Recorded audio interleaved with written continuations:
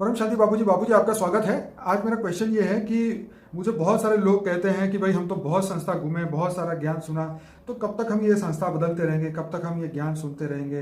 तो आप बताइए कि इसका क्या जवाब है। देखो, जो हाई क्वालिटी आत्मा है वो ज्ञान के पीछे कई संस्थाओं में जाती है, ज्ञान मार्ग में।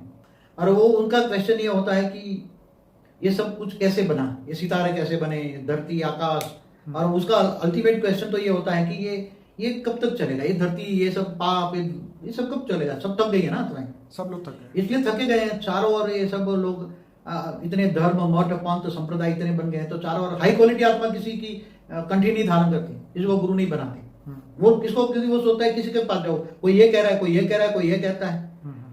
कोई कहता है परमात्मा ने 6 दिन में मनुष्य बनाया, कोई ये बनाया, ये बनाया, सब उल्टा पुल्टा। सबका ज्ञान किसी से टैली नहीं होता।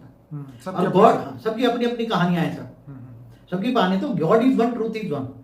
God is one, truth is, वो हाई क्वालिटी आत्मा है। जब तक उसको परम ज्ञान नहीं मिलेगा तब तक वो आत्माएं भटकती रहेगी। और जो परम ज्ञान मिलेगा वो केवल हाई क्वालिटी आत्माओं की बात करता हूँ, ठीक है। जो हाई क्वालिटी आत्मा, जब वो परम ज्ञान मिलेगा उसको आत्मस्वरूप की अनुभूति होगी, आत्मज्ञान नहीं, आत्मस्वरूप की अनुभूति का ज्ञान मिलेगा। और उसको ऑलमाइटी अथॉरिटी का परिचय मिलेगा, हुई तो ऑलमाइटी अथॉरिटी। और बेहद का विश्व कितना बड़ा है वो सब ज्ञान सागर में डूबेगी। उसको ज्ञान कितना चाहिए? ज्ञान गंगा में नहीं, ज्ञान सागर में डूबेगी। उसको ज्ञान सागर जितना ज्ञान चाहिए। शिव क्या है, महाशिव क्या है, परमाशिव क्या है, ब्रह्मांड, महाब्रह्मांड, परमाब्रह्मांड, मल्टीवर्स कैसे होना, ग्रेट ग्रेट मल्टीवर्स क्या है, बेहद कला का ब्रह्मांड क्या है, रामकृष्ण क्यों ऑलमाइटी अथॉरिटी के अवतार थे, गीता का ज्ञान क्यों सर्वशास्त्र शिरोमणि है।